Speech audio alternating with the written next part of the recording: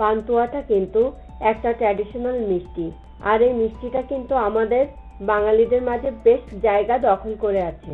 আমরা ইউজুয়ালি কিন্তু ছানা দিয়েই এই পান্তুয়াটা বানিয়ে থাকি, তবে আজকে আমি ছানা ছাড়া কিভাবে খুব সহজে নরম তুলতুলে পান্তুয়া বাড়িতে বানানো যায় সেই পদ্ধতিটাই আপনাদের সঙ্গে শেয়ার করব। আর আজকে আমি কিন্তু এই পান্তুয়াটা আপনাদেরকে বানিয়ে দেখাবো মিষ্টি আলু বা রাঙা আলু দিয়ে, এবং সেটা খেতে হবে কিন্তু একেবারে মিষ্টির দোকানের পান্তুয়ার মতো।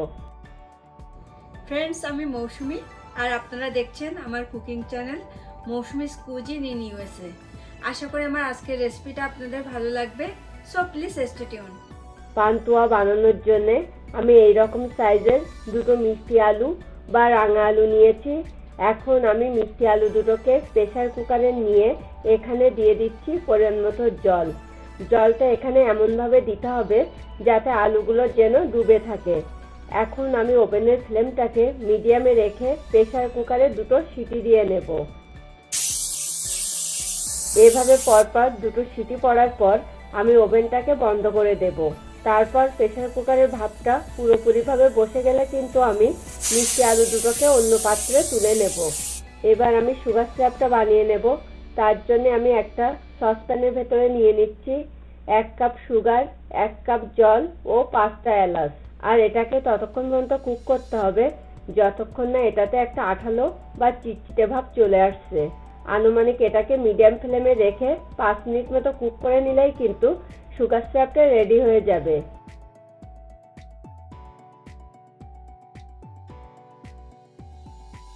এখন আমি একটু চেক করে দেখব এটাতে সেই আঠালো ভাবটা চলে এসেছে কিনা।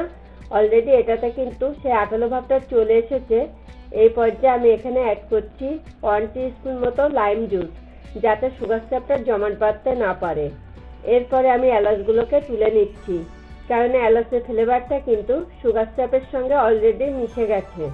এখন আমি ওভেনটা অফ করে দিয়ে সুগার সিরাপটাকে পাশের ওভেনে সরিয়ে রাখবো।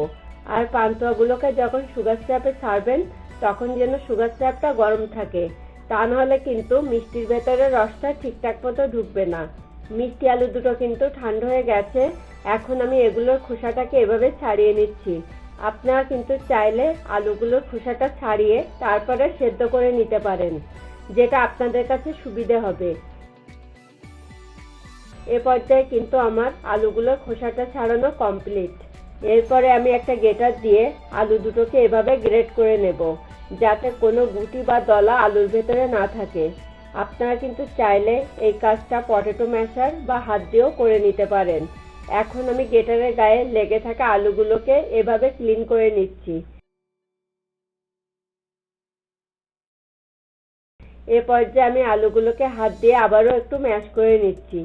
এটা যত বেশি স্মুথ করে মেখে নেওয়া যাবে তাতে করে কিন্তু পান্তুয়াগুলো তত বেশি সুন্দরভাবে তৈরি হবে। এরপরে আমি এখানে অ্যাড করছি 2 টিস্পুন ময়দা, 1/4 কাপ মিল্ক পাউডার ও 1/4 টিস্পুন বেকিং সোডা। এখন আমি সব কিছুকে খুব ভালো করে এটার সঙ্গে মিশিয়ে নিচ্ছি।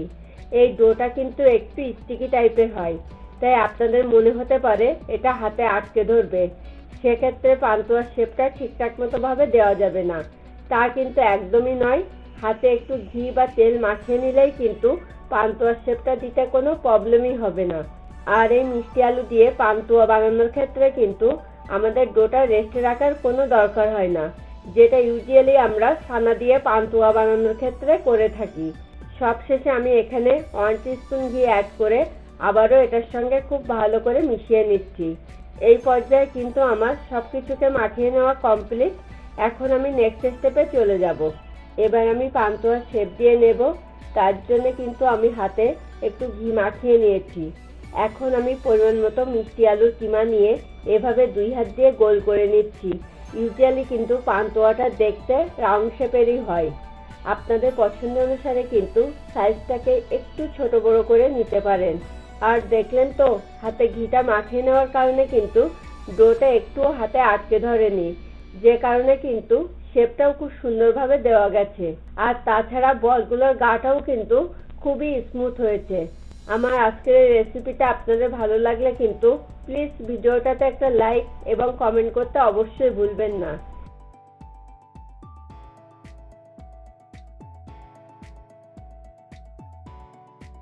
এ পর্যায়ে কিন্তু আমার পান্তুয়ার শেপ দেওয়া কমপ্লিট। এখন এগুলোকে আমার ফ্রাই করে নেওয়ার পালা। আমি আগে থেকে কিন্তু পরিমাণ মতো তেল গরম করে রেখেছি। এখন আমি এই গরম তেলের ভেতরে একে একে মিষ্টি আলুর বলগুলোকে ছেড়ে ফ্রাই করে নিচ্ছি। আর এই সময় আমি ওভেনের ফ্লেমটাকে মিডিয়ামে রাখবো। আর এখানে কিন্তু ওভেনের ফ্লেমটা পারফেক্ট হওয়া খুবই ইম্পর্টেন্ট, তা না হলে কিন্তু পান্তুয়াগুলো ফ্রাই করার সময় ফেটে যাবে। সেক্ষেত্রে পান্তুয়াটা দেখতেও আর সুন্দর লাগবে না এবং এটা রিয়েল টেস্টটাও কিন্তু নষ্ট হয়ে যাবে। স্পেশালি এই মিষ্টি আলুর পান্তুয়াটা কিন্তু তেলটা ভালো করে গরম হওয়ার পরে তেলে ছেড়ে মিডিয়াম ফ্লেমে ফ্রাই করতে হয়, কেননা আলুটা ভীষণ সফট হয়, তাই এটা ফেটে যাওয়ার চান্স থাকে। এ পর্যায়ে আমি ফ্রাইং প্যানটাকে এভাবে ঝাঁকিয়ে এগুলোকে একটু উল্টে পাল্টে দিচ্ছি, যাতে সব পার্টসই সমানভাবে ফ্রাই হয়। আবারও আমি এগুলোকে খুব সাবধানে উল্টে পাল্টে দিচ্ছি। এভাবে করে কিন্তু এগুলোকে কন্টিনিউয়াসলি উল্টে পাল্টে দিতে হবে, তাহলে পান্তুয়াগুলোর সব পাশই সমানভাবে ফ্রাই হবে। আর এই কাজটা কিন্তু একটু কেয়ারফুলি করতে হবে, কেননা এই পর্যায়ে কিন্তু এগুলো ভীষণ সফট থাকে, তাই এগুলো ভেঙে যাওয়ার চান্সও কিন্তু অনেক বেশি থাকে। দেখুন এগুলো কিন্তু পারফেক্টলি ফ্রাই হয়ে গেছে। এখন আমি এগুলোকে সরাসরি সুগার সিরাপে ছেড়ে দেব। সেম ওয়েতে আমি বাকি সবগুলোকেও ফ্রাই করে নেব। পান্তুয়াগুলো কিন্তু গরম থাকা অবস্থাতেই গরম সুগার সিরাপে ছাড়তে হবে, তা নাহলে কিন্তু মিষ্টির ভেতরে রসটা ঠিকঠাক মতো ঢুকবে না। তাই যদি দেখেন যে সুগার সিরাপটা ঠান্ডা হয়ে গেছে, সেক্ষেত্রে কিন্তু পান্তুয়াগুলোকে সুগার সিরাপে ছাড়ার পর 1 থেকে 2 মিনিট মতো কুক করে নিতে হবে। আমার সুগার সিরাপটা কিন্তু ঠান্ডা হয়ে গেছে, তাই আমি এটাকে 1 থেকে 2 মিনিট মতো কুক করে নেব। আর এই মিষ্টি আলুর পান্তুয়াটা কিন্তু স্বাদের দিক থেকে ছানার পান্তুয়ার থেকে কোনো অংশে কম নয়।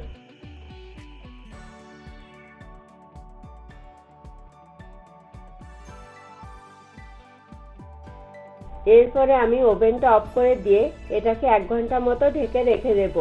আর ফিরে আসছে 1 ঘন্টা পর। ফিরে এলাম 1 ঘন্টা পর। দেখুন পান্তুয়াগুলো দেখতে কতটা সুন্দর হয়েছে, আর তাছাড়া মিষ্টিগুলোর ভেতরেও কিন্তু রসটা ঠিকঠাক মতো ঢুকেছে, কেননা পান্তুয়াগুলো সাইজে ডাবল হয়ে গেছে।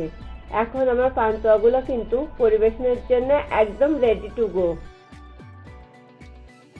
ফ্রেন্ডস, আপনারা যারা প্রথম আমার চ্যানেলটিকে ভিজিট করছেন, প্লিজ আমার চ্যানেলটিকে সাবস্ক্রাইব করুন। আর ফিরে আসছি খুব তাড়াতাড়ি নতুন কোনো রেসিপি নিয়ে। Thanks for watching this video.